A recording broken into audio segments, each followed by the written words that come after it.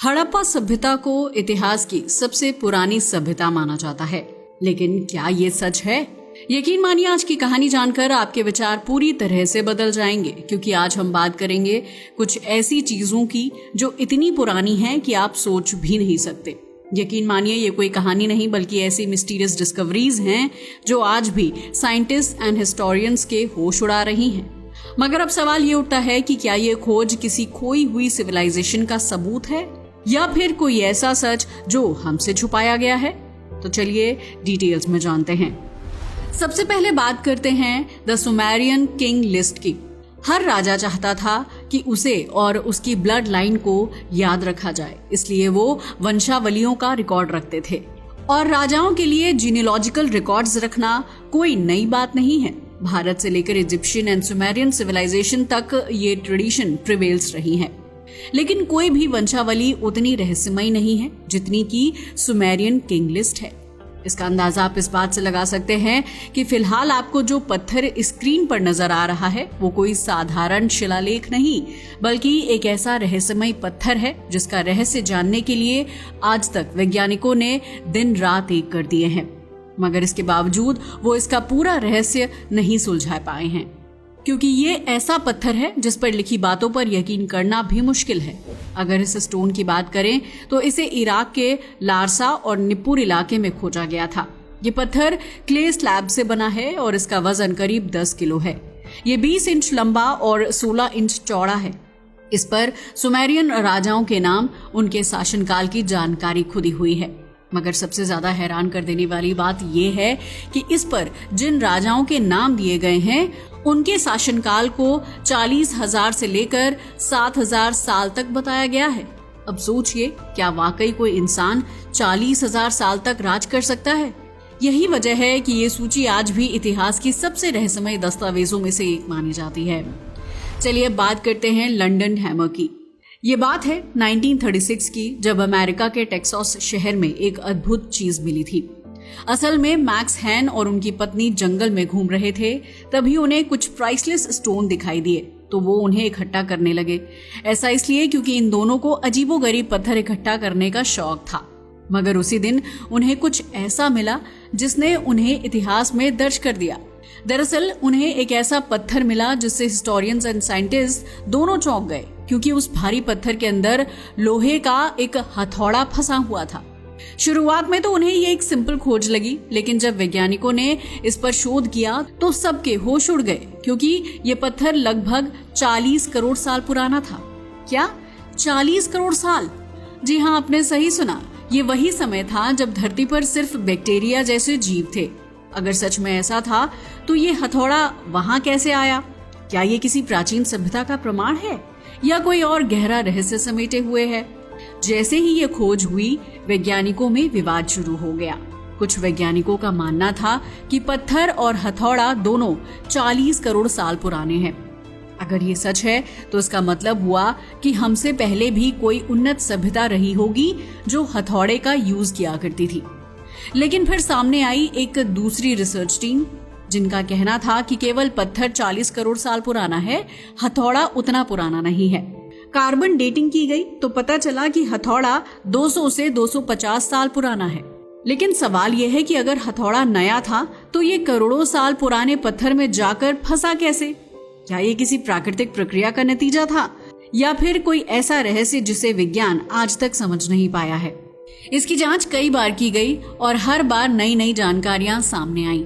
इसका कारण ये था कि इसका हैंडल लकड़ी का था जो धीरे धीरे कोयले में बदल रहा था। इसका मतलब ये हुआ कि हथौड़ा सालों से किसी खास वातावरण में दबा रहा होगा। साथ ही इसका लोहे का सिर 96.6% आयरन, 2.6% क्लोरीन और 0.74% सल्फर से बना हुआ था। मगर सबसे हैरान करने वाली बात यह थी कि उस पर आज तक जंग नहीं लगी थी, जबकि आधुनिक युग में जो लोहे के औजार बनाए जाते हैं वो कुछ साल में ही जंग खा जाते हैं। साइंटिस्ट इसके बारे में अलग अलग बातें बताने लगे।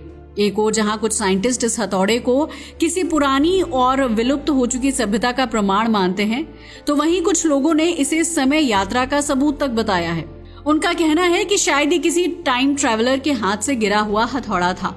हालांकि मोस्टली लोग इसे केवल एक संयोग मानकर नकारते हैं, क्योंकि हो सकता है कि इस हथौड़े को कुछ 100 साल पहले बनाया गया हो, मगर किसी वजह से ये 40 करोड़ साल पुराने पत्थर में फंस गया हो। लेकिन यकीन से कोई कुछ नहीं कह सकता। आज भी ये हथौड़ा लंदन म्यूजियम में रखा गया है, जो विज्ञान के लिए एक पहेली बना हुआ है। मगर सवाल ये है कि क्या ऐसा पॉसिबल हो सकता है? वेल, इसका जवाब तो हमारे पास भी नहीं है।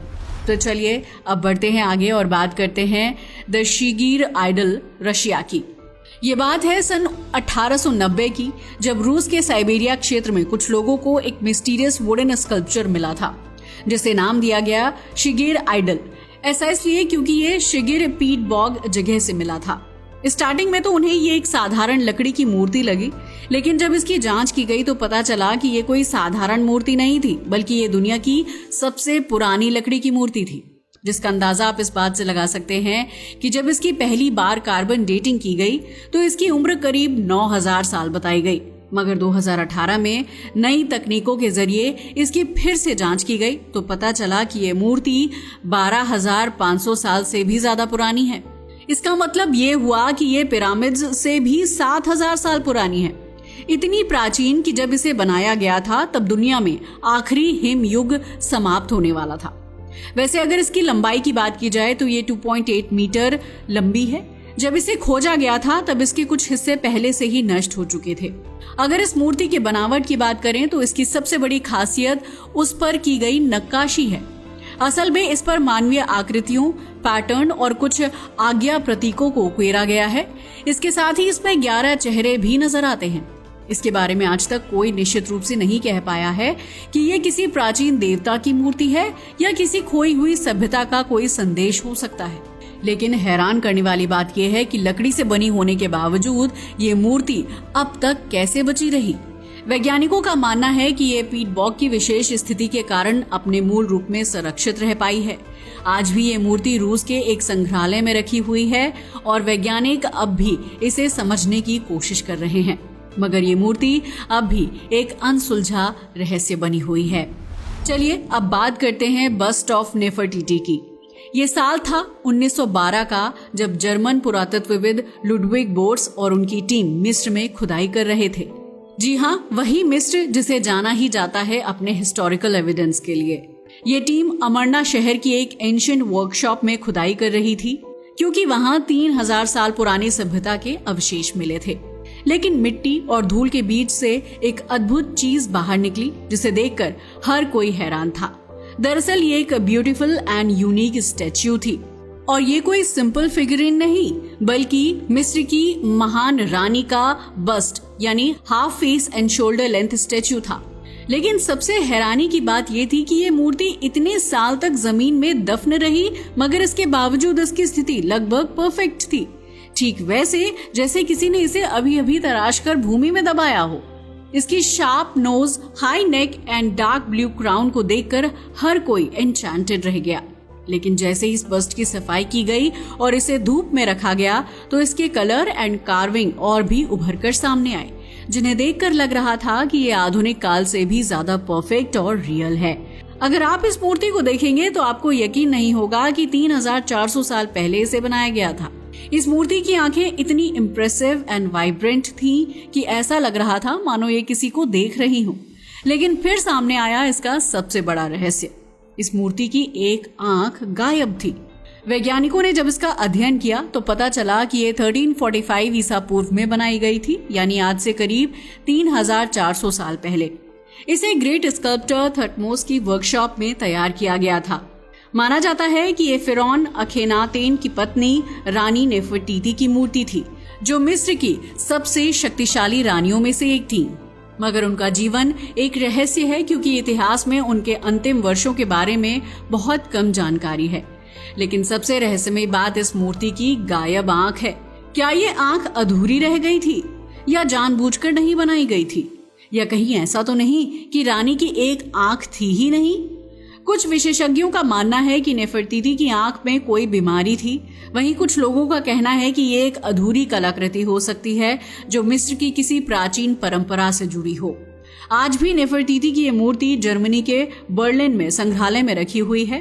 मगर मिस्र लगातार जर्मनी पर इसे वापस करने का दबाव बना रहा है। वैसे आपका इसके बारे में क्या ख्याल है? क्या जर्मनी इसे मिस्र को वापस देगा या नहीं? श्राउड ऑफ ट्यूरिन, अगली रहस्यमय चीज है श्राउड ऑफ ट्यूरिन। अगर इसकी बात की जाए तो ये एक कपड़ा है, लेकिन ये कोई साधारण कपड़ा नहीं है।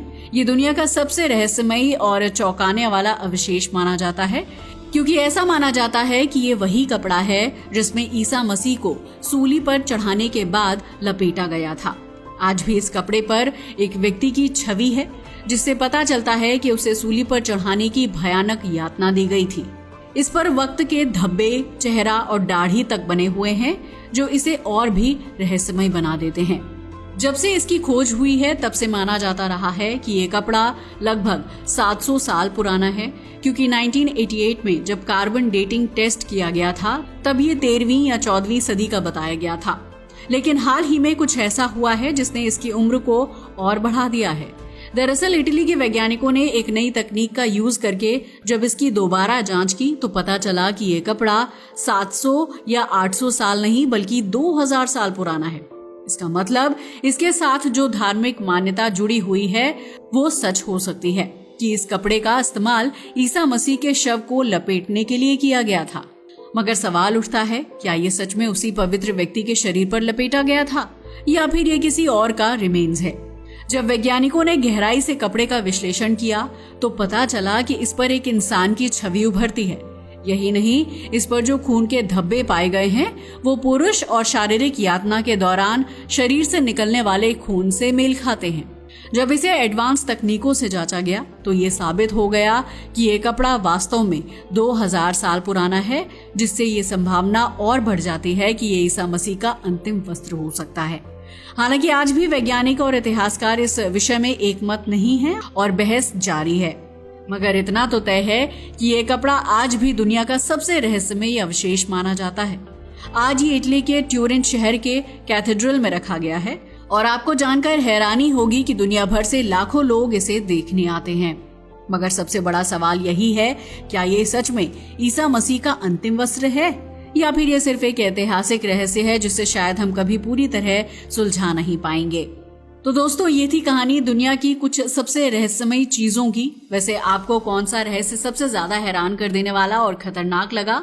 अपनी राय हमें कमेंट करके बताना ना भूलिएगा। आज के लिए बस इतना ही। वीडियो अच्छा लगा हो तो इसे लाइक और शेयर करें और हमारे चैनल को भी सब्सक्राइब करें। जय हिंद दोस्तों।